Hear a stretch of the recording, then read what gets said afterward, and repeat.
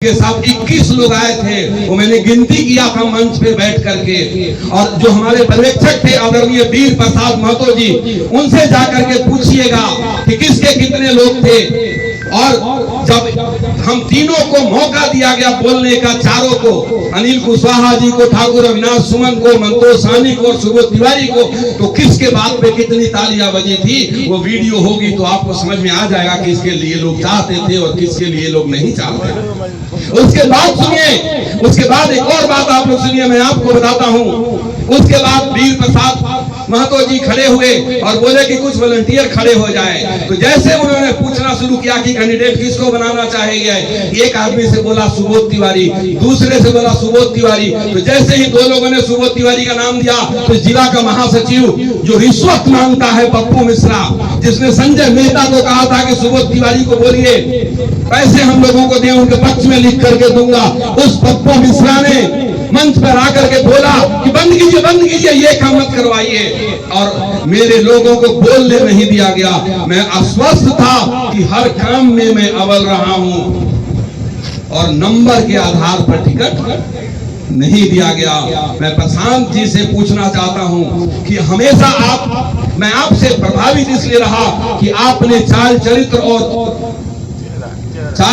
और चेहरा, क्या बोलते हैं, की बात करते हैं। तो चाल चरित्र की बात करने वाले आदरणीय प्रशांत जी, आपसे मैं कहना चाहता हूं कि केसरिया विधानसभा से आपने उसको टिकट दिया जिसके ऊपर 28 की मुकदमा चल रहा है। कल्याणपुर से आपने उसको टिकट दिया जिसके ऊपर पत्नी की हत्या का आरोप है। ये मैं नहीं जानता कि वो हत्या किसने किया था या ये सुसाइड था, वो पुलिस का काम है। ताली जिसको बजाना है ठीक से बजाइए तो मजा है। ये छानबीन करना पुलिस का काम है। लेकिन मुझे ये मालूम है कि महीनों जेल में रहने के बाद जिसका जमानत हुआ था, आप उसको अपना प्रत्याशी बनाते हैं और चाल चरित्र और चेहरा का बात करते हैं। आज नंदकिशोर कुशवाहा जी का मेरे पास फोन आया था, इतना मेहनती लोग हैं और वहां से दागी और गुंडे किस्म के, अपराधी किस्म के व्यक्ति को, कोई चौधरी हैं, यादव बिरादरी से आते हैं, उनको टिकट दिया गया है। मैं सबका नाम बेखौफ लेकर के डरता नहीं हूं। मैं कल जब मैं बात कर रहा था प्रशांत जी से तो उन्होंने बोला ऊंची आवाज में मुझे डराने की कोशिश करते हैं। मैं डरता मोदी से भी नहीं हूं। तो मैंने बोला आप मोदी से नहीं डरते, मैं डरता जमराज से भी नहीं हूं और मैं सबके बारे में बोलता हूं। कल कुछ मीडिया के साथी बोल रहे थे कि आप ऐसे बोलते हैं आपने कोई हत्या करवा देगा, तब मैंने बोला हत्या करवा देगा तो इससे अच्छी तो कोई बात ही नहीं हो सकती। 1000 सुबोध कुमार उठ करके खड़ा हो जाएगा और बिहार में बदलाव लेकर के आएगा। अगर ये प्रशांत किशोर जी से मैं कहना चाहता हूं कि जब मैं राजनीति में सिर्फ इसलिए आया कि आपके 5 जो आपने काम बताए थे कि मैं 5 बिहार में ये काम करूंगा, इसके लिए मैं राजनीति में कदम रखा था। ऐसो आराम की जिंदगी छोड़कर आया। अब सभी मीडिया के साथियों को कहता हूं, मैं विधानसभा चुनाव इसलिए नहीं लड़ने आया कि विधानसभा चुनाव लड़के मुझे पैसे कमाना है। मैं ऑनलाइन फिर से कहता हूं कि एक विधायक 20 वर्षों में जितना पैसा कमाएगा उससे कहीं अधिक ईश्वर ने मुझे दे रखा है जो मैंने अपने मेहनत से कमाया। तो मैं अपना पसीना आकर के गांव में इसलिए नहीं बहा रहा हूं कि मुझे चोरी करना है, मुझे दलाली करना है। मुझे लगा एक जयप्रकाश नारायण के बाद दूसरा पुरुष अवतरित हुआ है। मैंने मंच पर बोला था कोटवा में, यदा यदा ही धर्मस्य ग्लानिर्भवति भारत अभ्युत्थानम् अधर्मस्य तदात्मानं सृजाम्यहम् परित्राणाय साधूनां विनाशाय च दुष्कृतां धर्म संस्थापनार्थाय संभवामि युगे युगे। और मैंने उपमा दी थी प्रशांत जी को कि अधर्मियों को मिटाने के लिए प्रशांत किशोर का उदय हुआ है। इस विश्वास के साथ जुड़ा था, इतना विश्वास किया था। लेकिन मुझे ये नहीं मालूम था कि टिकट के बंटवारे के समय अन्याय किया जाएगा। मुझे ये नहीं मालूम था कि इस बात पे हटा दिया जाएगा कि मेरे चुनाव लड़ने से भाजपा के कैंडिडेट को नुकसान होगा, तो उसको नुकसान नहीं होना चाहिए, इसलिए मेरा टिकट काट दिया गया।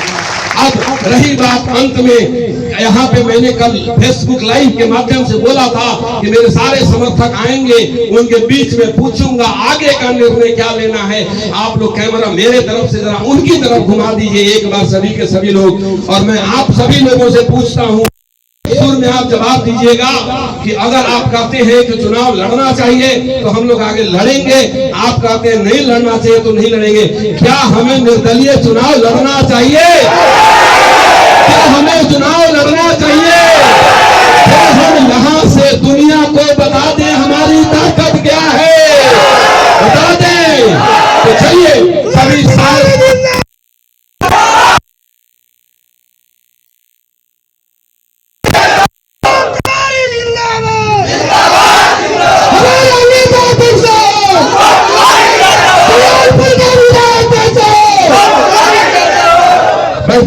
शांत हो जाइए सभी लोग। सुनिए, आज से कुछ दिन पहले मेरे पास पटना से किसी का फोन आया, फोन वाले सुनिए, पटना से किसी का कॉल आया, मुझे बुलाया गया, बोला आपका टिकट ऑलमोस्ट फाइनल है, आप चुनाव जीतने के लिए क्या क्या कर सकते हैं। और जो जो बताया गया उसके आधार पर मैंने 50 लाख रुपए का मटेरियल प्रिंट कराया हूं। कुछ सैंपल आपके यहाँ दिखा रहा हूं कैमरा के ऊपर। ये क्या है? चाबी रिंग, 50,000 चाबी रिंग मेरे बनवाए हैं। ये क्या है? पेन, 1 लाख मैंने पेन बनवाए हैं। ये क्या है? 50,000 मैंने कॉपी बनवाए हैं। ये क्या है?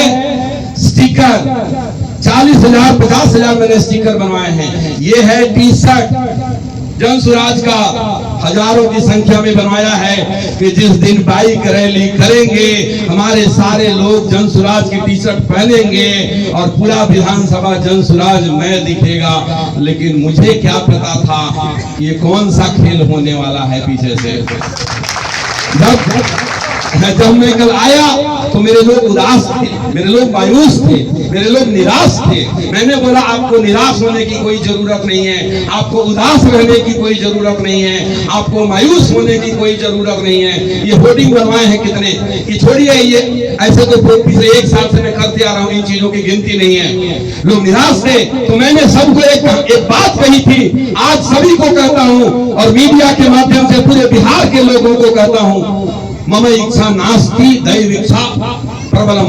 ईश्वर की इच्छा सर्वोपरि है। श्री रामचंद्र के लिए अयोध्या को सजाया गया था कि श्री रामचंद्र को कर राजा बनाया जाएगा और कल अगले दिन राज तिलक होनी थी और उनको वनवास जाना पड़ गया।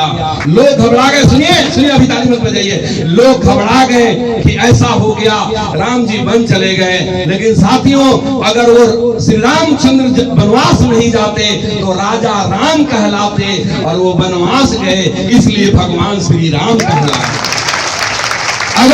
अगर मुझे जन सुराज का टिकट मिलता तो मैं जन सुराज का एक विधायक बन के रह जाता। अब निर्दलीय लड़ूंगा। कल से हर पार्टी का ऑफर मेरे पास आया है, मेरे व्हाट्सएप पे मैसेज पड़ा हुआ है, इस पार्टी से लड़ जाइए, इस पार्टी से लड़ जाइए, इस पार्टी से लड़ जाइए। तो मैंने बोला नहीं लड़ूंगा। आज से मेरी जिंदगी का एक ही इरादा है, लक्ष्य है कि कल्याणपुर की जनता का कल्याण कैसे होगा, उसके लिए मैं अपना बुद्धि, अपना संसाधन, अपना क्षमता लगाऊंगा। और ये निर्णय हुआ है कि निर्दलीय से चुनाव लड़ूंगा और जीतूंगा। और सुनिए, और उस विधानसभा में हुंकार भरूंगा। जब हुंकार भरूंगा तो आपको अपने नेता पे, अपने बेटा पे, अपने प्रतिनिधि पे गर्व होगा कि मैं आपसे वादा करता हूं।